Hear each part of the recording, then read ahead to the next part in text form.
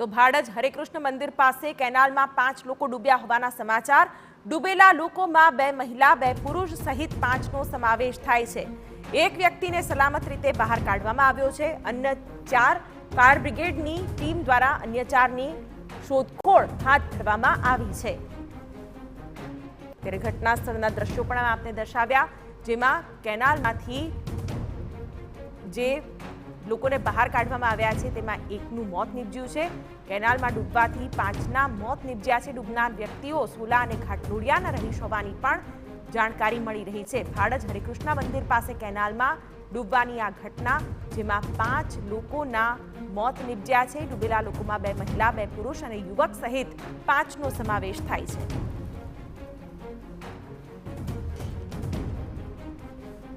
વિસ્તારોમાં રહેતા એક પરિવારના સદસ્યો ભાડજ મંદિર નજીક આવેલી કેનાલ નજીક આવ્યા હતા અને તે હાથ ધોવા માટે નીચે ઉતર્યા તે સમયે એકાએક એક વ્યક્તિ ડૂબ્યા, તેને બચાવવા માટે અન્ય એક વ્યક્તિ પડી। એ રીતે ઉપરાછાપરી 5 લોકો ડૂબી જવાની ઘટના સામે આવ્યા બાદ અમદાવાદ ફાયર બ્રિગેડ તથા અન્ય લોકોએ શોધખોળ શરૂ કરી હતી।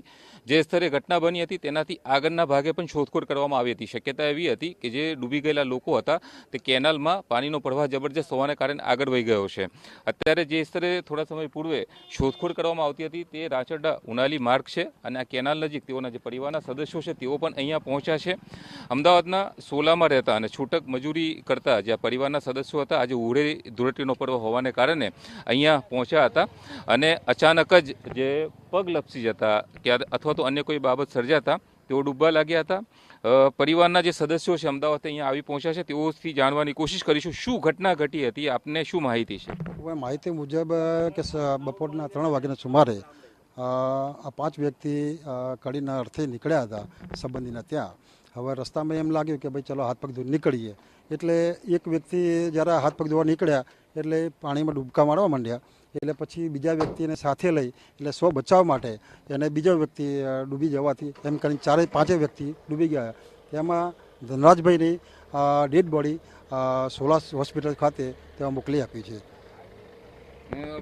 આપને શું માહિતી મળી હતી, જે આપે જેમ કહ્યું કે હાથ પગ ધોવા ઉતર્યા તેની કારણે જ આ ઘટના બની કે અન્ય કોઈ વસ્તુ હતી? સર, એમાં ઘટના બીજો કોઈ નહીં, હાથ પગ ધોવા જ ઉતર્યા છે। મારા જાણવા પ્રમાણે હાથ પગ ધોવા ઉતર્યા છે અને એક કડી સંબંધીના ત્યાં જ નીકળતા એટલે કે આપણે હાથ પગ ધોઈ આપણે સંબંધીને ત્યાં જઈએ એ પ્રમાણે જ કડી સંબંધીને ત્યાં જવા માટે નીકળ્યા હતા અને રસ્તાની વચ્ચે હાથ પગ ધોવા માટે ઉતર્યા હતા અને આ દુર્ઘટના સર્જાઈ હતી। હોળી ધૂળેટીનો પર્વ હતો તે નિમિત્તે કડી જઈ રહ્યા હતા અને આજનો જે પર્વ છે તે માતમમાં ફેરવાઈ ગયો છે। અમદાવાદ ફાયર બ્રિગેડ તથા અન્ય જે ટીમો છે તેઓ દ્વારા શોધખોળ શરૂ કરવામાં આવી હતી, પરંતુ અંધારું સર્જાવાને કારણે અને જે સર્ચ ઓપરેશન શક્ય નહીં હોવાને કારણે હાલ આ સર્ચ ઓપરેશન મુલતવી રાખવામાં આવેલું છે। ધનરાજભાઈ દરબાર નામના ઈસમને બહાર કાઢવામાં આવ્યા હતા, પરંતુ બાદમાં તેઓનું મૃત્યુ થયું હતું। અન્ય જે 4 લોકો લાપતા છે તેઓની શોધખોળ હવે સવારેથી કરવામાં આવશે। કેમેરામેન દીપક સેન સાથે યુનુસ ગાઝી, TV9 ભાડજ કેનાલ પરથી।